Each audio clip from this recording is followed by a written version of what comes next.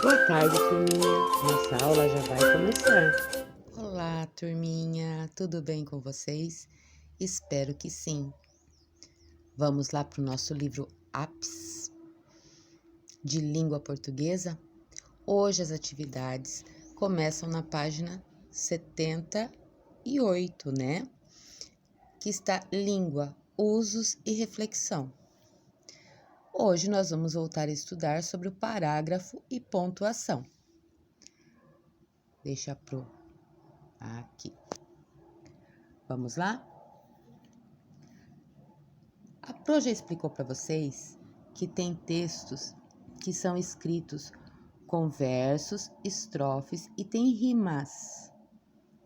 E que tem textos que estão escritos por frases. Textos que são escritos por frases, eles têm sinais de pontuação, têm diversos gêneros e eles usam o parágrafo para começar a frase, certinho? Mas para entendermos melhor, vamos reler a fábula O Corvo e a Raposa e um trecho da Lenga-Lenga, a Casa do Seu Damião, tá bom? Vamos prestar bem atenção em como esses textos estão organizados, certinho? E a Pro vai com a caneta aqui para mostrar para vocês. Vamos lá? Vou deixar aqui do lado. O Corvo e a Raposa é o título da fábula. Olha aqui o espacinho. É um parágrafo, porque vai começar a frase e o texto, né? Um corvo roubou um pedaço de queijo e foi para o alto de uma árvore. Ponto final. Vou pintar aqui.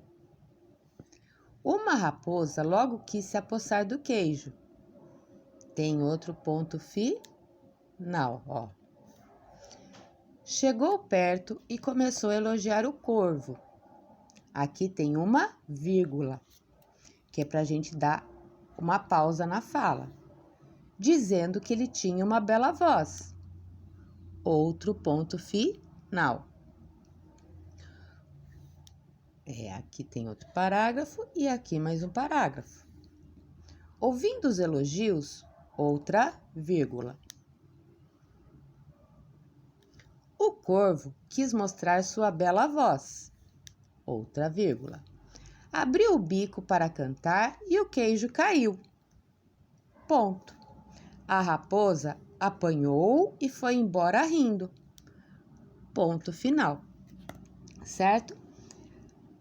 Devemos sempre nos lembrar que o parágrafo indica que será uma nova frase, um novo acontecimento na continuação do textinho, e os pontos eles dão sentido ao texto.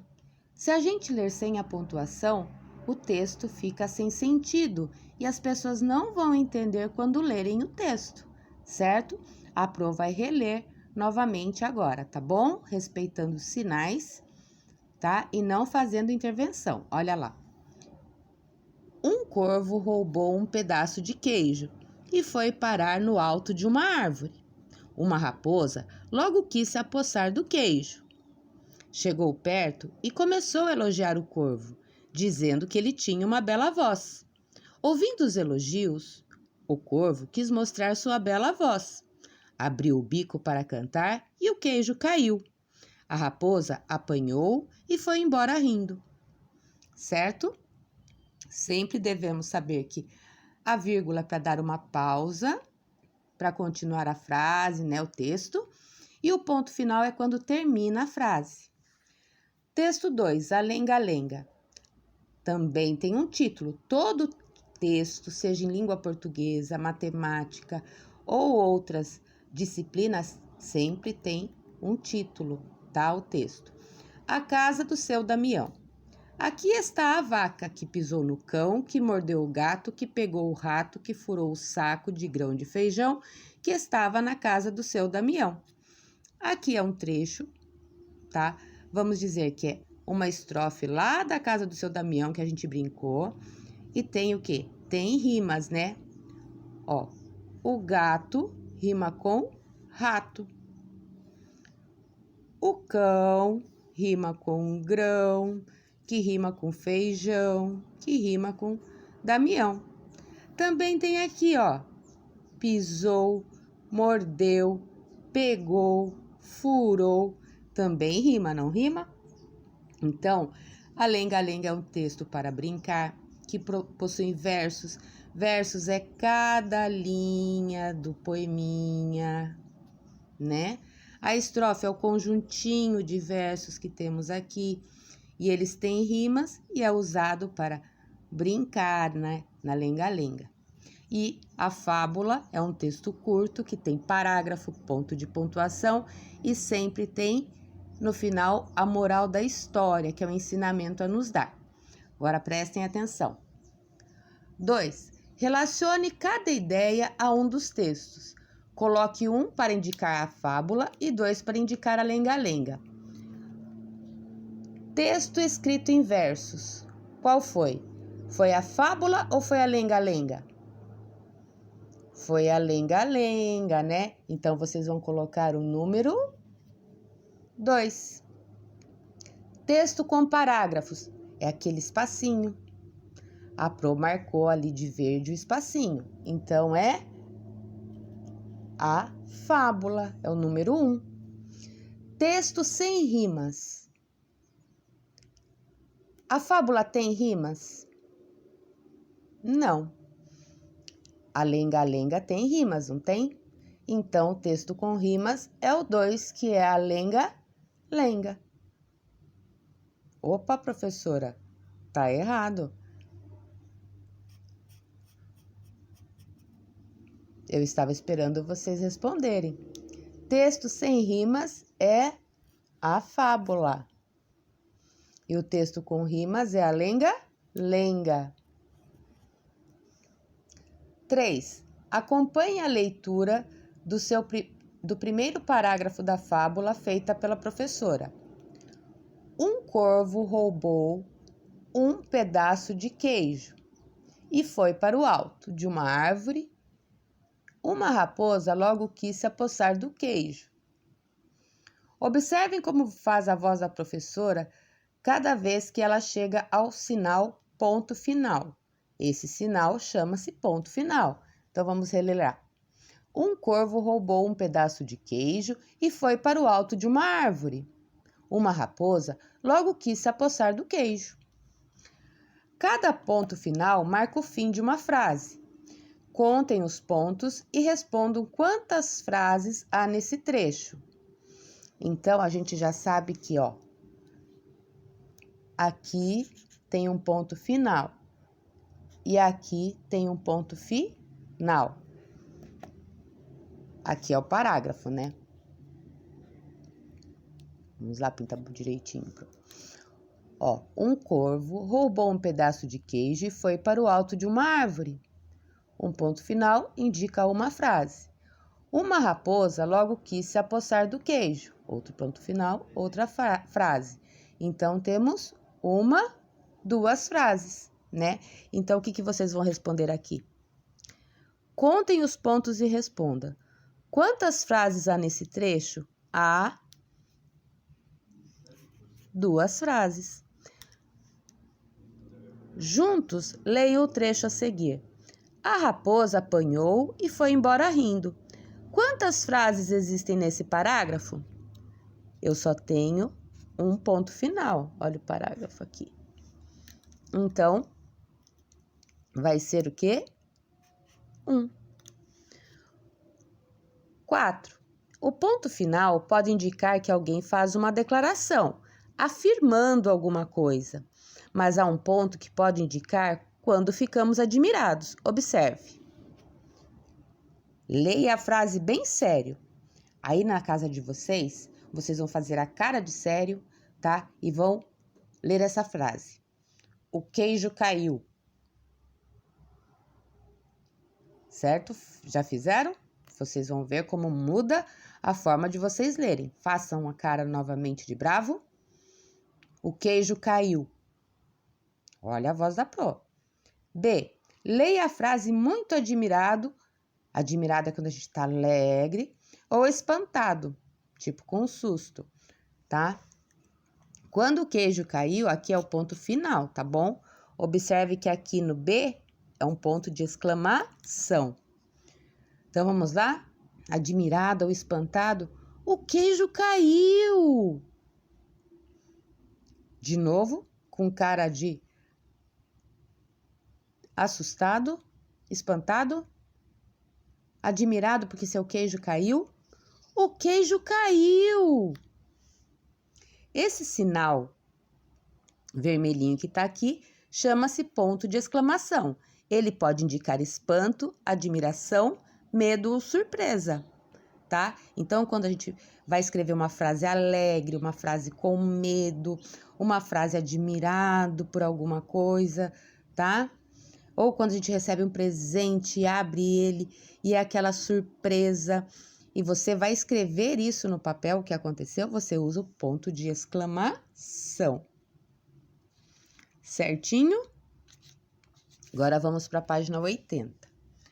Hora de organizar o que estudamos.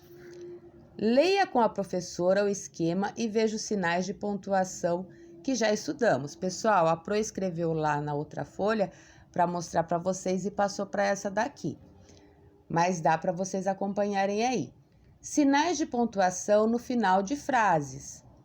Ponto final, que é o pontinho, e o ponto de exclamação. Foi esse o que nós estudamos hoje, certo?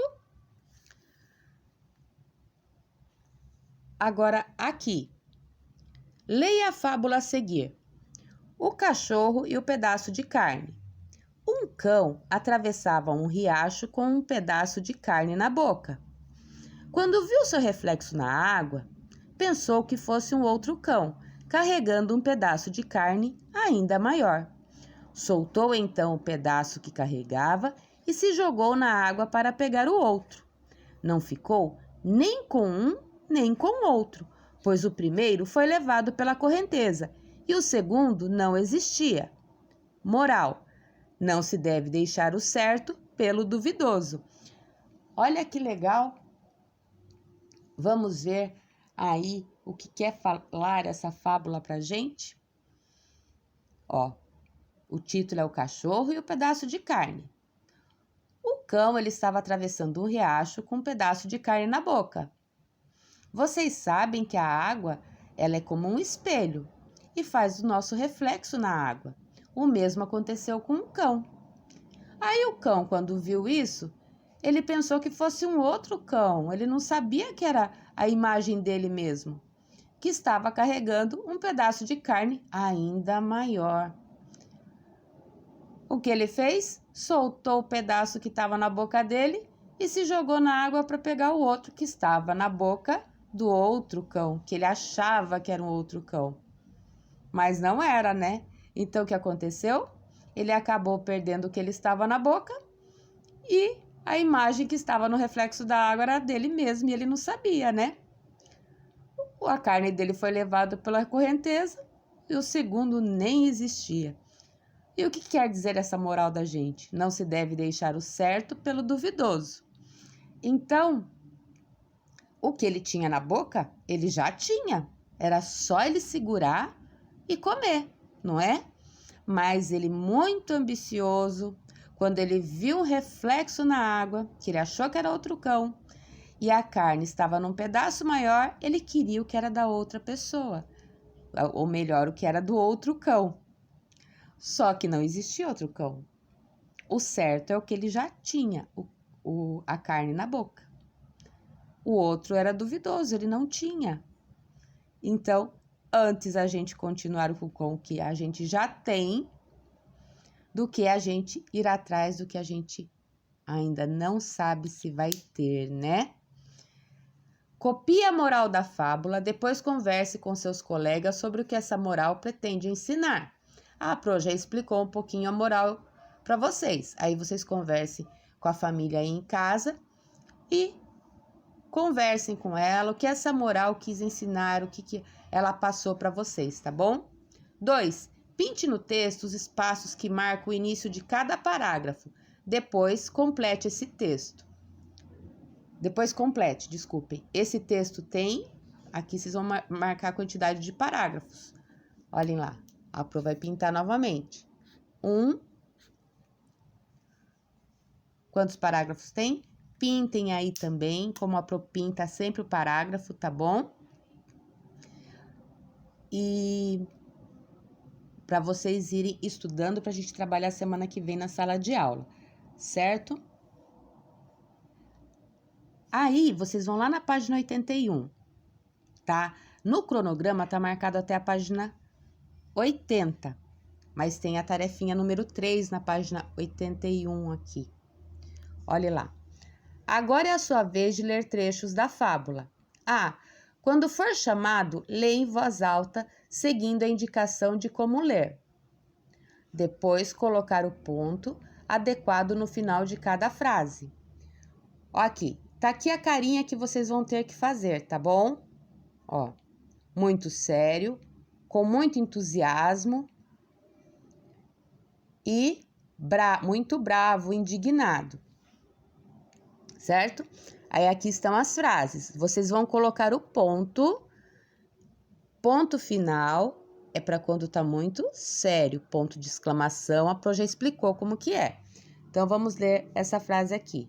A câmera da Pro tá sem foco aqui. Aí.